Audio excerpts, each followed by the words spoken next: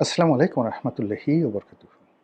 সম্মানিত দর্শক, শেখ হাসিনার দেশে ফেরার সিদ্ধান্ত ঢাকা এবং দিল্লির মধ্যে নানা রকম জটিলতা তৈরি করেছে। একই সঙ্গে আওয়ামী লীগ এবং বিএনপির মধ্যে যে সম্পর্ক, সেই সম্পর্কটা অনেকটা মুখোমুখি জায়গায় পৌঁছে গিয়েছে। অন্যদিকে জামাত, এনসিপি অর্থাৎ সরকার বিরোধী যে দলগুলো রয়েছে, এই সময়টিতে শেখ হাসিনার দেশে ফেরার ব্যাপারে এবং আওয়ামী লীগের ব্যাপারে তাদের যে গত ২ বছরের অনমনীয় ভূমিকা, সেই অনমনীয় ভূমিকাটা কেমন যেন ১৮০ ডিগ্রি অ্যাঙ্গেলে উল্টে গেছে। সরকার বিরোধী যে সকল শক্তি রয়েছে, তাদের যারা শীর্ষ নেতৃবৃন্দ রয়েছেন, তারা অনেকটা স্যাটায়ার করে শেখ হাসিনাকে বলার চেষ্টা করছেন, "আপনি আসুন, আপনাকে যেখানে পাবো সেখানেই আপনার যে মৃত্যুদণ্ড রয়েছে সেটি কার্যকর করা হবে", ইত্যাদি, ইত্যাদি নানা রকম। কিন্তু সাংগঠনিকভাবে তারা চাচ্ছে, এখানে কৌশল করছে। কৌশলটা হলো যে আওয়ামী লীগকে এবার বিএনপি সরাসরি মোকাবেলা করুক।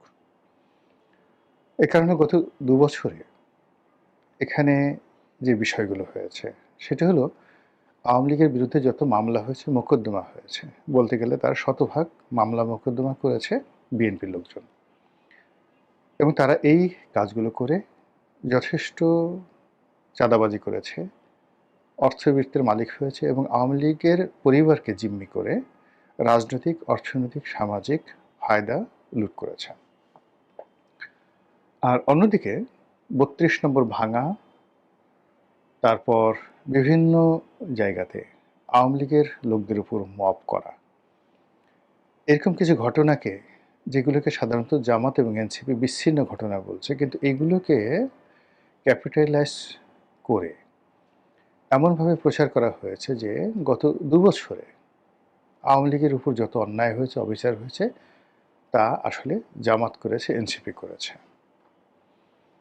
এদিকে তৃণমূলের খবর, ঢাকার যারা আছেন লোকজন, তাদের কথা আলাদা। কিন্তু তৃণমূলের খবর হলো, অবস্থা দৃষ্টে যারা পলিটিক্যাল লোকজন রয়েছেন বিএনপি এবং জামাতে, তারা সবাই আওয়ামী লীগের যারা নিরীহ ভোটার রয়েছেন, তাদের সঙ্গে একটা সমঝোতা সম্পর্ক তারা তৈরি করেছিলেন বিগত নির্বাচনকে সামনে রেখে। আর এখন বলতে গেলে আওয়ামী লীগের লোকজন তারা তাদের মতো করে বুক ফুলিয়ে চলছেন বিভিন্ন জায়গাতে। অন্যদিকে বিএনপি, জামাত এবং এনসিপির মধ্যে যে বিরোধ, যে বন্ধুত্ব, এটা অনেকটা গুপ্ত। মানে তাদের মধ্যে আসলে সমঝোতা নাকি শত্রুতা, তাদের মধ্যে বন্ধুত্ব নাকি বৈরিতা, এটি বোঝা যাচ্ছিল না। কিন্তু সাম্প্রতিক কিছু কর্মকাণ্ডে যেটা মনে হচ্ছে সেটি হলো বিএনপি, জামাত, এনসিপির যে সম্পর্কটি পয়েন্ট অফ নো রিটার্নে চলে গেছে। বিশেষ করে জুলাই সনদ বাস্তবায়ন, সংবিধান সংশোধন, ডক্টর মোহাম্মদ ইউনূসকে রাষ্ট্রপতি পদে বসানো, তারপর আলী রিয়াজ কমিশনের যে সংস্কার প্রস্তাবগুলো ছিল সেগুলো তাদের মতো করে, অর্থাৎ এনসিপি এবং জামাতের মতো করে, ডক্টর ইউনূসের মতো করে সেগুলো বাস্তবায়ন করা, এই কাজগুলো বিএনপি আসলে করতে চাচ্ছে না। দ্বিতীয়ত, ডক্টর মোহাম্মদ ইউনূসের যারা লোকজন ছিলেন তাদের একটা বিরাট অংশ যারা প্রো বিএনপি ছিলেন, বিএনপি তাদেরকে ক্যাপিটালাইজ করে ফেলেছে, তাদেরকে নিয়ে নিয়েছে। এবং এই যে তাদেরকে নিয়ে নেওয়া, এটা জাস্ট বড় উদাহরণ দিলেই বুঝতে পারবেন। যেমন ডক্টর মোহাম্মদ ইউনূসের একেবারে দক্ষিণ হস্ত, যাকে বলা হতো সরকারের মুখপাত্র, বিকল্প উজিরে আজম, জনাব শফিকুর রহমান, প্রেস সেক্রেটারি। আপনারা জানেন যে তিনি অতি সম্প্রতি একটি পত্রিকার সম্পাদক হয়েছেন। সেই পত্রিকার মালিক কি আপনারা জানেন? সেই পত্রিকার মালিক হলেন জনাব Gorky, Anis Ahmed Gorky, MGS গ্রুপের মালিক। এবং আনিস আহমেদ গোর্কি জনাব তারেক রহমান সাহেবের সবচেয়ে ঘনিষ্ঠ বন্ধু। মানে তারেক রহমান সাহেবের যে কজন বন্ধু রয়েছেন, তাদের মধ্যে অল্প কয়েকজন বন্ধু রয়েছেন, তার মধ্যে সবচেয়ে অভিজাত, ব্লু ব্লাড এবং সবচেয়ে ধনী যে মানুষটি, তিনি হলেন এই আনিস আহমেদ গোর্কি, এমজিএস গ্রুপের মালিক। এই গোর্কির মালিকানাধীন পত্রিকাটি জনাব শফিক তিনি সম্পাদক হিসেবে দায়িত্ব গ্রহণ করেছেন। এবং আপনি দেখেন যেদিন থেকে তিনি এই দায়িত্ব গ্রহণ করেছেন এবং বিএনপি যেদিন থেকে ক্ষমতায় এসছে সেদিন থেকে জনাব শফিক তিনি আগের মতো করেই, অর্থাৎ ইনুস জামানাতে যেভাবে কথা বলেছিলেন ঠিক সেই ভাষাতে তিনি কথা বলছেন। এর বাইরে অন্যান্য যারা আছেন, যারা অনেকটা প্রো বিএনপি ছিলেন অনেক আগের থেকেই, তারাও মোরাললেস কিন্তু বুক ফুলিয়ে ঘোরাফেরা করছেন। আমি কারো নাম বলে বড়ও করতে চাচ্ছি না, ছোট করতে চাচ্ছি না। অন্যদিকে ডক্টর মোহাম্মদ ইউনূসের প্রতি জামাত এবং এনসিপি তাদের যে একেবারে দ্বিধাহীন সমর্থন ছিল, অন্ধের মতো তাদের বিশ্বাস ছিল, ঠিক সেই বিশ্বাসের মূল্যের যে জায়গাটি, সেই জায়গাটিতে এখন জামাত এবং এনসিপি নিজেদেরকে বেকুব মনে করছে, অসহায় মনে করছে, দুর্বল মনে করছে। রাজনীতিতে যখন এরকম একটা হাহাকার তৈরি হচ্ছে, যারা ক্ষমতা পেয়েছে তাদের এক ধরনের হাহাকার, এবং যারা ক্ষমতা পেয়েছে তারা এখানে ৩টা ভাগে বিভক্ত করে দিয়েছে। ডক্টর মোহাম্মদ ইউনূস জামাত এনসিপির যে সম্পর্ক, সেই সম্পর্কটি ভেঙে গেছে। ইউনূস সাহেবের যে লোকজন ছিল তাদের একটা বিরাট অংশকে নিষ্ক্রিয় করে দেওয়া হয়েছে, অন্য অংশটিকে বিএনপি আপন করে নিয়েছে। আর জামাতের মধ্যে একটা হতাশা, আতঙ্ক এবং ভয় ঢুকিয়ে দেওয়া হয়েছে। ঠিক এই সময়টিতে যখন শেখ হাসিনা বললেন যে আমি বাংলাদেশে আসছি এবং ডিসেম্বর মাসে আসছি, তখন সঙ্গত কারণে যেহেতু এখানে আলটিমেটলি একটা বিভেদ তৈরি হয়ে গিয়েছিল এবং এই বিভেদটা আর জোড়া লাগানোর কোনো স্কোপ আগামীতে নেই।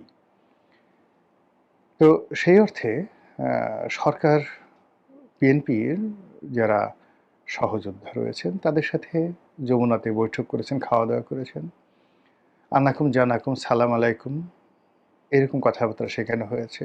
অনেকে গিয়ে অনেক বড় বড় দাবি দেওয়া পেশ করেছেন, অনেকে সরকারের মন্ত্রী এমপি হতে চেয়েছেন, আরও ইত্যাদি নানা কিছু, কিন্তু কাজের কাজ কিছুই হয়নি। এর কারণ হলো যারা গিয়েছিলেন আসলে তাদের মানে ওইরকম সাংগঠনিক ভিত্তি, পরিচিতি, সামাজিক যে কানেক্টিভিটি বা যাকে বলা হয় সুনাম সুখ্যাতি, বলতে গেলে একমাত্র মাহমুদুর রহমান মান্না ছাড়া অ্যাজ এ পার্সন ওখানে ওইরকম কেউ নেই যিনি কোনো একটা সচিবালয়ে টেলিফোন করবেন, বাংলাদেশে কোনো একটা ডিসিকে টেলিফোন করবেন, কোনো একটা জেলা শহরে একা একা যাবেন এবং সেখানে কেবলই মাত্র তার রাজনৈতিক ক্যারিয়ারের কারণে সম্মানিত হবেন, মর্যাদা পাবেন।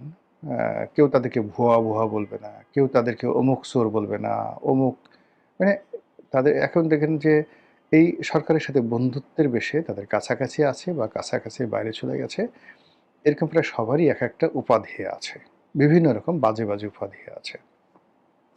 তো সেই মানুষগুলো শূন্য শূন্য শূন্য একত্র করলে যেমন জিরো হয়ে যায়, অথবা মাইনাস মাইনাস মাইনাস যদি একত্র করেন তাহলে যেভাবে মাইনাসের সংখ্যাটা বাড়ে, তেমনি যমুনাতে যারা শেখ হাসিনার বিরুদ্ধে যদি জনমত গঠন করা, রাজনৈতিক শক্তি গঠন করা, এই উদ্দেশ্যে যমুনার সেই বৈঠকটি হয়ে থাকে প্রধানমন্ত্রীর নেতৃত্বে, তাহলে এখানে শূন্য শূন্য শূন্য হয়েছে অথবা মাইনাস মাইনাস মাইনাস হয়েছে।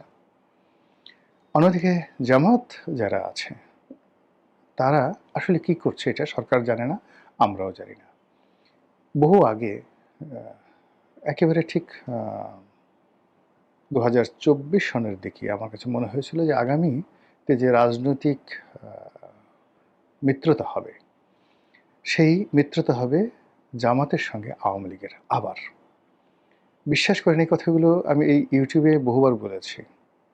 জামাতের সঙ্গে দিল্লির কানেকশন, জামাতের সঙ্গে আওয়ামী লীগের কানেকশন, এই কথাগুলো 2024 সনের সেপ্টেম্বর অক্টোবর মাসে বলেছি। আজকের দিনে এটার যে রূঢ় বাস্তবতা, এটা আমি না, স্বয়ং প্রধানমন্ত্রী বা বিএনপির যারা শীর্ষ নেতৃবৃন্দ রয়েছেন তারা এইরকম যাকে বলা হয় কথা বলাবলি করছে। ঠিক সেই সময়টাতে শেখ হাসিনা বাংলাদেশে আসতে চাচ্ছেন। এটা নিয়ে আওয়ামী লীগের মধ্যে একটা মিশ্র প্রতিক্রিয়া দেখা দিয়েছে। তারা এখন কি করবেন? অনেকে যেমন খুব স্বপ্ন দেখছেন শেখ হাসিনা আসবেন, এটা হবে, এটা হবে, এটা হবে। তারা সবাই গণহারে জেলে যাবেন। অথবা অনেকে চিন্তা ভাবনা করছেন শেখ হাসিনা যেদিন আসবেন সেই দিন আসলে তারেক রহমান সাহেব আসার পরে যেভাবে পরিস্থিতি সবকিছু তারেক রহমান সাহেবের নেতৃত্বে চলে গেছে, নিয়ন্ত্রণে চলে গেছে, শেখ হাসিনা আসলেও একই পরিস্থিতি হবে। এটা আওয়ামী লীগের বিশাল শ্রেণী মনে করছে। আওয়ামী লীগের যারা একটু সমঝদার তারা চিন্তা করছে যে আচ্ছা ঠিক আছে, দেশের বাইরে পালিয়ে থাকার চাইতে এখানে এসে আমরা যদি জেলখানাতে থাকি, দেশে রাজনীতি করি, তাহলে অন্তত মুখ রক্ষা হয়। শেখ হাসিনা হয়তো মনে করছেন যে আমি আর বাঁচবো কয়দিন, এই সময়টিতে আমি আমার দেশের মাটিতে থাকব, দেশের মাটিতে কবর রচিত হবে, এরকম একটা আকাঙ্ক্ষা তার মধ্যে আসতে পারে। আবার অন্যদিকে তার যে জিদ, তার শরীরের যে অবস্থা এবং একই সঙ্গে তার যে অতীত ক্যারেক্টারিস্টিক্স, সেই দিক থেকে তার যে হুমকি, এই হুমকিটা যে ফেলে দিতে মানে সরকার যে ফেলে দিবে বা গণ্য করবে না, এটাও কিন্তু কোনো অবস্থাতেই যাকে বলা হয় মনে করার কোনো কারণ নেই। একেবারে সর্বশেষ যেটি, সেটি হলো দিল্লি। এখানে সরকারের সাথে কি খেলা খেলছে, এটার উপর অনেক কিছু নির্ভর করবে। যেমন দেখা গেল যে প্রথম দিকে একেবারে দিল্লি এগিয়ে এলেন তারেক রহমান সাহেবের সাথে সম্পর্ক করার জন্য, কিন্তু পরবর্তীতে বিভিন্ন কারণে সেই সম্পর্কটা হলো না। তারপর চীন ভ্রমণের পরে সেই পরিস্থিতি একেবারে ইনুস জমানার মতো চলে গেল। আবার সাম্প্রতিক সময় দিল্লি আবার তারেক রহমান সাহেবকে সেপ্টেম্বর মাসে দিল্লি ভ্রমণের বিমস্টেক উপলক্ষে দিল্লি ভ্রমণের আমন্ত্রণ জানিয়েছেন। ইতিমধ্যে অন্তত বাংলাদেশের যে বিষয় নিয়ে দিল্লি এবং ওয়াশিংটন যে একত্র হয়ে গেছেন, ডোনাল্ড ট্রাম্প এবং মোদির মধ্যে হাজারো বিরোধ থাকা সত্ত্বেও বাংলাদেশের প্রশ্নে তারা ঐক্যমত পোষণ করছেন, এটা প্রায় নিশ্চিত। ২ নম্বর হলো যে দিল্লি এবং আমেরিকা বুঝে গেছে তাদের যে কৌশলগত যে বিষয়গুলো দরকার বাংলাদেশ থেকে, মূলত সে বাংলাদেশ থেকে ব্যবসা বাণিজ্য নিয়ে ভারতেরও মাথা ব্যথা নেই। এর কারণ হলো তাদের ট্রিলিয়ন ট্রিলিয়ন ডলারের ইকোনমি। সেখানে বাংলাদেশের সঙ্গে তাদের যে ব্যবসা, বড়জোর কত $40 বিলিয়ন ইয়ারলি ব্যবসা, নট মোর দ্যান দ্যাট।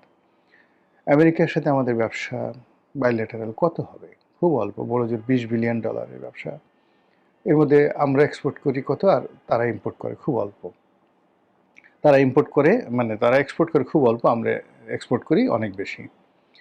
কিন্তু আমেরিকার ইকোনমির সাইজে এটা একটা পিনাটও না, সর্ষে দানা। তো কাজে এখানে ব্যবসা বাণিজ্য টাকা পয়সার চাইতে মিলিটারি অ্যাসপেক্ট এবং যেটাকে বলা হয় ভূ রাজনীতির যে গোলকধাঁধা, কৌশলগত দিক, এটা বেশি গুরুত্বপূর্ণ, বিশেষ করে চীনকে মোকাবেলা করার জন্য। এবং আমেরিকার যে ইন্দো প্যাসিফিক নীতি এবং একই সঙ্গে মায়ানমার অ্যাক্ট বা বার্মা অ্যাক্ট, একই সঙ্গে দিল্লির 7 সিস্টার এবং চীনকে মোকাবেলা, এই 3টি বিষয়ে তারা বুঝে গেছে যে কৌশলগতভাবে পার্টনার হিসেবে বিএনপি তাদের কাছে শক্তিশালী নাকি আওয়ামী লীগ তাদের কাছে গুরুত্বপূর্ণ শক্তিশালী পার্টনার। 2 নম্বর হলো যে তাদের স্বার্থ স্ট্রংলি রক্ষা করার ক্ষেত্রে শেখ হাসিনা সক্ষম না তারেক জিয়া সক্ষম। অন্যদিকে জঙ্গিবাদ দমন, যেটিকে আমরা ফান্ডামেন্টালিজম বলি, এই ব্যাপারে ভারতের আতঙ্ক চরমে, আমেরিকার আতঙ্ক চরমে। তো সেই ব্যাপারে আওয়ামী লীগ এবং শেখ হাসিনার সঙ্গে আমেরিকা এবং দিল্লির যে সম্পর্ক, সেই সম্পর্কটি কোনো অবস্থাতেই বর্তমান বিএনপির নেতৃত্ব স্পর্শ করতে পারবে না। তো সেই দিক থেকে ফাইনালি একবার সামনে টেনে, অর্থাৎ মাছ যেভাবে শিকার করে, আপনি মাছ বড়শি গিলে ফেলেছে, এখন একবার তাকে ছেড়ে দেন, একবার টানেন, এভাবে একটা সময় সে রক্তাক্ত হবে, দুর্বল হবে এবং পরবর্তীতে আপনি তাকে উঠিয়ে একদম সুন্দর করে ফ্রাই করে খেয়ে ফেলবেন। এইভাবে সরকারকে টানা হেঁচড়া আমেরিকা করছে, তারপর ভারত করছে, আইএমএফের মাধ্যমে করছে, বিশ্ব ব্যাংকের মাধ্যমে করছে, দিল্লির কূটনীতির মাধ্যমে করছে, যেটাকে আমরা সাউথ ব্লক বলি, তার মাধ্যমে করা হচ্ছে, সিআইয়ের মাধ্যমে করা হচ্ছে, রয়ের মাধ্যমে করা হচ্ছে। আবার এই যে বাংলাদেশে বিভিন্ন জায়গাতে যে বোমা পাওয়া যাচ্ছে, এর মাধ্যমেও সরকারের যে এনার্জিটা নষ্ট করে দেওয়া হচ্ছে। আর এই যে এনার্জিগুলো যখন নষ্ট হতে হতে সেপ্টেম্বর অক্টোবরের দিকে এই এনার্জি আরও নষ্ট হয়ে যাবে। ঠিক সেই সময়টাতে শেখ হাসিনার বাংলাদেশে আগমন নিয়ে দিল্লি যে কী খেলা খেলবে, সেটা আমরা এখনো পর্যন্ত আন্দাজ করতে পারছি না। মহান আল্লাহ আমাদের সবাইকে হেদায়েত দান করুন এবং হেফাজত করুন। আসসালামু আলাইকুম ওয়া রাহমাতুল্লাহি ওয়া বারাকাতুহু।